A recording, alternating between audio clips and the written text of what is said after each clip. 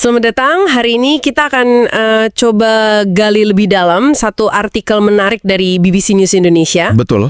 Artikelnya bertanya, kenapa sih tahun 536 Masehi itu disebut-sebut sebagai salah satu periode terburuk buat makhluk hidup? Iya, pertanyaan yang bikin penasaran ya.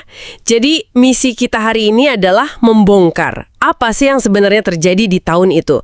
Terus kenapa bisa terjadi? Dan apa dampaknya gitu kan? Dampak jangka panjangnya berdasarkan temuan sejarah dan sains yang ada di artikel itu. Nah, ini ada kutipan menarik nih di awal. Sejarawan Michael McCormick bilang, tahun itu tuh salah satu periode terburuk kalau bukan tahun terburuk untuk hidup. Wow, dalam ya? Bener.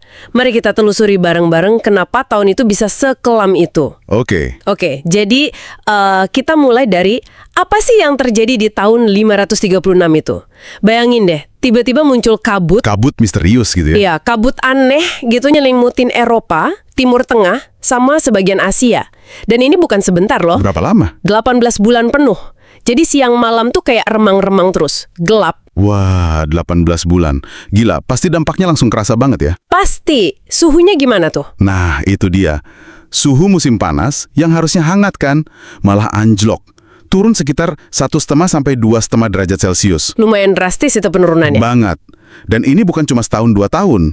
Ini tuh memicu dekada terdingin dalam 2.300 tahun terakhir. 2.300 tahun? Wow. Iya, bahkan ada catatan di Cina itu salju turun pas musim panas. Aneh banget kan? Kebayang nggak sih salji musim panas? Pasti panen kacau balau ya? Udah pasti, gagal panen total di mana-mana.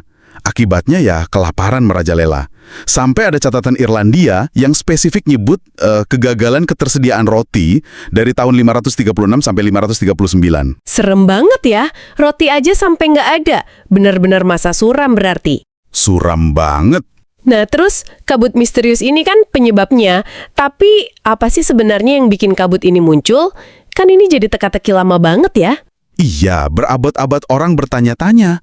Jawabannya, ternyata cukup mengejutkan. Datangnya dari analisis inti es. Inti es? Kayak yang di kutub gitu? Mirip. Ini dari Gletser di Swiss. Tim peneliti Harvard menganalisis lapisan es dari tahun 536. Tepatnya musim semi tahun itu.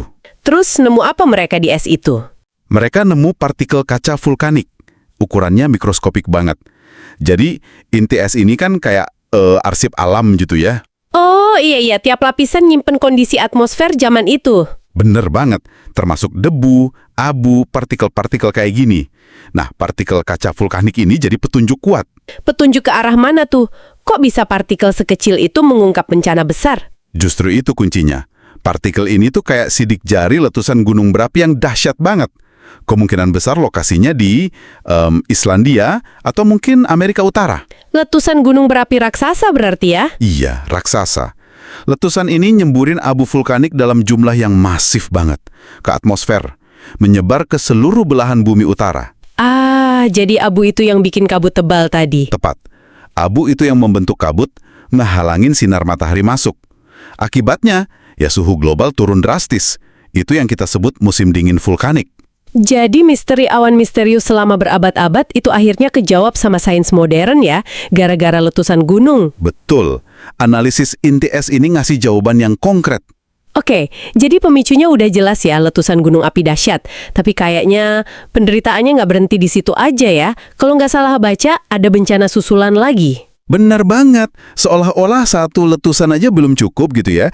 Ada 2 lagi letusan besar di tahun 540 dan 547. Ya ampun, makin parah dong ya kondisi iklimnya. Pastinya, udah dingin tambah dingin lagi, udah susah tambah susah lagi. Terus, di tengah kekacauan iklim dan kelaparan itu, muncul lagi bencana lain di tahun 541. Apalagi tuh? Wabah Justinian.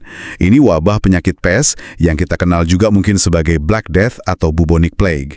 Pertama kali munculnya tercatat di Pilisium. Pilisium itu di mana? Itu pelabuhan Romawi di Mesir.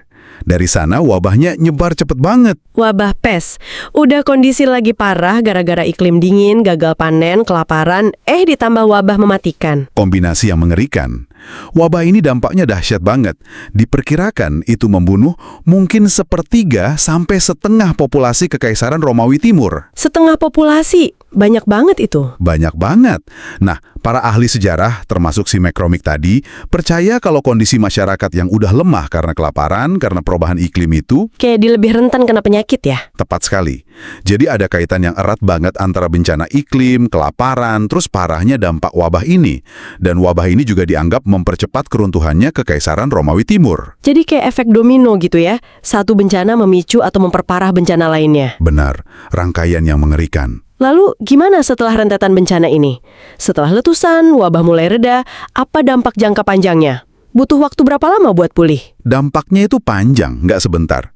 Eropa itu kayak masuk ke periode stagnasi ekonomi. Mandek gitu. Hampir 1 abad loh. 1 abad? Lama banget ya? Iya, kira-kira sampai tahun 60-an gitu. Pemulihannya pelan banget.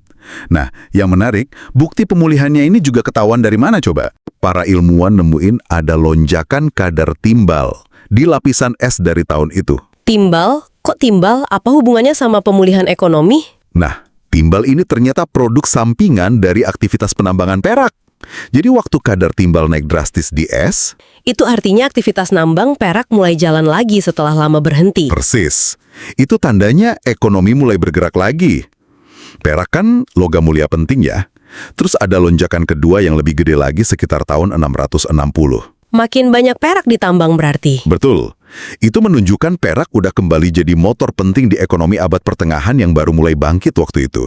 Jadi, kayak kata sejarawan Kyle Harper, catatan dari inti es ini ngasih kita pemahaman unik Pemahaman tentang apa tuh? tentang gimana peristiwa alam, kayak letusan gunung, terus aktivitas manusia kayak polusi dari penambangan, sama nasib peradaban besar kayak jatuhnya Roma dan lahirnya ekonomi baru, itu saling terkait erat banget. Keren banget ya gimana lapisan es bisa nyeritain sejarah sepanjang itu dari bencana sampai pemulihan ekonomi. Iya, benar-benar arsip alam yang luar biasa. Oke, jadi jelas banget ya sekarang kenapa tahun 536 MACH itu dianggap sebagai tahun yang, ya ampun, buruk banget.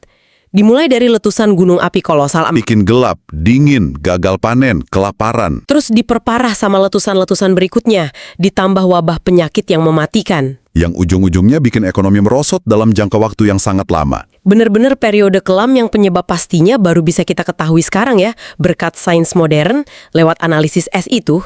Iya, dan kalau dipikir-pikir lagi, apa yang paling menonjol dari cerita ini tuh, betapa terhubungnya semua hal ya. Alam, iklim, kesehatan manusia, ekonomi, bahkan politik. Semuanya saling pengaruh-mempengaruhi ya. Banget. Dalam skala yang besar pula. Nah, ini mungkin bisa jadi bahan renungan juga buat Anda yang mendengarkan. Kalau kita lihat lagi peristiwa tahun 536 ini, Pelajaran apa yang bisa diambil? ya pelajaran apa sih yang bisa kita tarik soal kerentanan masyarakat kita sekarang ini? Tapi mungkin juga soal potensi ketahanannya, ya kan? Dalam menghadapi tantangan-tantangan global yang, ya kita hadapi juga sekarang. Pertanyaan yang bagus banget buat kita pikirkan bersama. Oke deh, terima kasih banyak sudah menyimak penelusuran mendalam kita kali ini. Sama-sama. Semoga bermanfaat ya.